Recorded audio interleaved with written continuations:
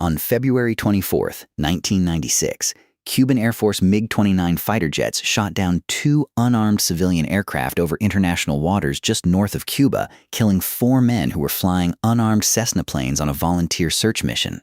3 decades later, the U.S. Department of Justice says it has unsealed a superseding indictment naming former Cuban leader Raul Castro and 5 co-defendants tied to the Castro government, alleging they directed or carried out that attack. This video walks through what the indictment actually alleges, what really happened that February morning, and what an American indictment against a foreign head of state can realistically achieve when that person has never set foot on U.S. soil. Here's where this is going. A case that international investigators closed the door on legally more than 20 years ago just got reopened in a Miami courtroom against the very people who were sitting furthest from reach.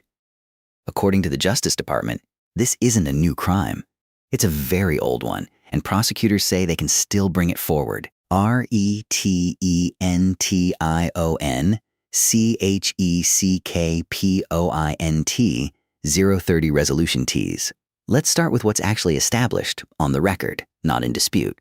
The organization involved was called Brothers to the Rescue, a Miami-based group of Cuban exile pilots founded in 1991 by José Basulto. Their stated mission was humanitarian, flying small Cessna aircraft over the Florida Straits, searching for Cuban rafters, the balseros, who risked the crossing to the United States on makeshift boats and inner tubes. By 1996, the group had flown hundreds of these search missions, and searchers credited it with locating people in the water who otherwise would not have been found in time. The Cuban government saw it differently. Havana had repeatedly accused Brothers to the Rescue of straying into Cuban airspace and, more pointedly, of using the search flights as cover for leaflet drops encouraging defection. Tensions had been building for months before that February morning. On February 24, 1996, 3 Brothers to the Rescue aircraft took off from Opa-locka Airport near Miami, according to the U.S. government's account, later backed by an international civil aviation organization investigation. 2 of the 3 planes were shot down by Cuban Air Force MiG-29 jets while flying over international airspace, north of the 24-mile line that marks Cuba's airspace boundary. 4 men died: Armando Alejandre Jr., Carlos Costa, Mario de la Peña, and Pablo Morales. A 3rd aircraft, piloted by Basulto himself, escaped back toward Florida. I spent time going through the ICAO's own 1996 fact-finding report on this case, and one detail kept nagging me. Investigators concluded, formally, that the aircraft were over international waters when they were fired on. That single finding is what turned this from a border dispute into what the U.S. and much of the international community treated as an unlawful act. Here's the obstacle that mattered most in the years right after the shootdown. The men who pulled the trigger and the officers who gave the order were in Cuba. A 1996 federal grand jury in Miami had already indicted the pilots and a Cuban Air Force general in absentia for murder. It didn't matter. Cuba does not extradite its own military or political officials to the United States, and there was no realistic mechanism to force the issue. For nearly 3 decades, those indictments sat on file, essentially frozen, a paper case against men the U.S. government could not touch.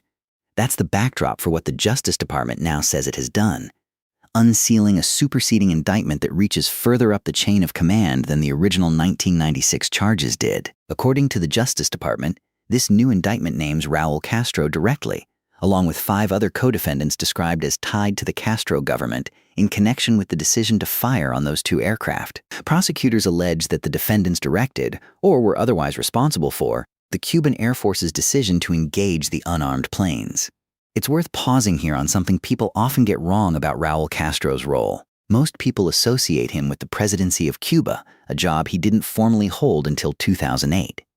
But in February 1996, Raul Castro's actual position was Cuba's Minister of the Revolutionary Armed Forces, in plain terms the man in charge of the military, including its Air Force.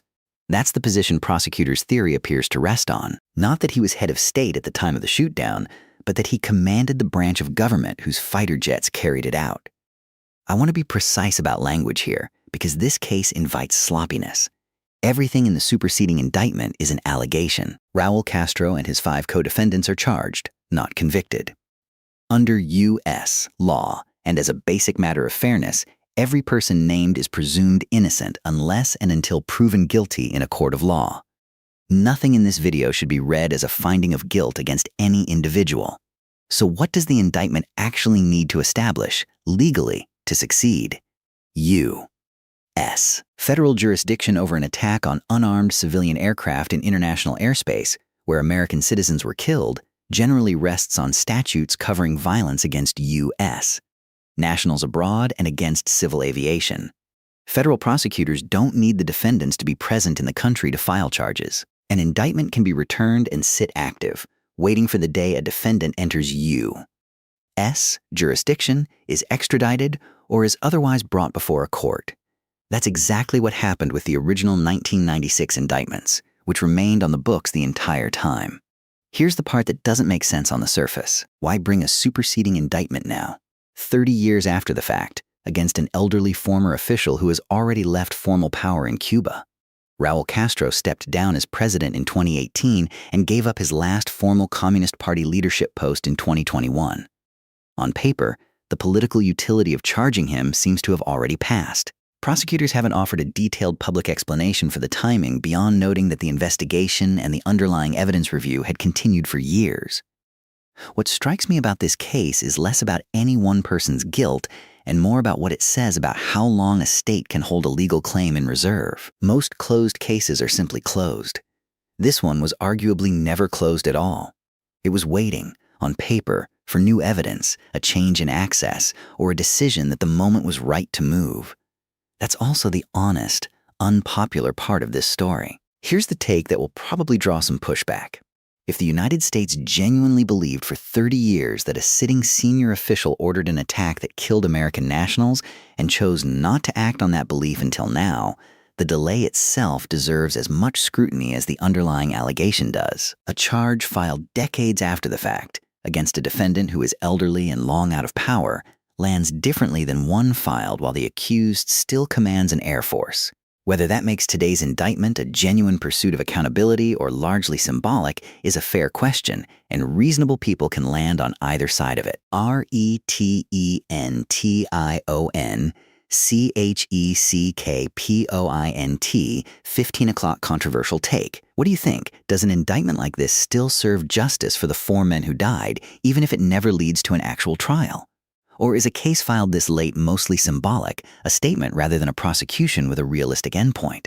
It's a genuinely open question, and it's one worth sitting with rather than answering reflexively. Let's go back to the obstacle that shaped almost everything about this case for 3 decades, without physical custody of the defendants, without cooperation from the Cuban government, and without a treaty mechanism that would compel their surrender. U.S. prosecutors were left with exactly one tool: keep the indictment alive and wait. That's a strange kind of investigative patience, and it's worth understanding how differently that world works compared to a typical domestic case, where an arrest usually follows fairly quickly after charges. Here, the charging document and the actual defendant have existed on separate continents for the entire life of the case. There's a detail in how this case has been discussed publicly that stuck with me. Officials describing it have been careful to call it a superseding indictment, not a new case. That's a specific legal term.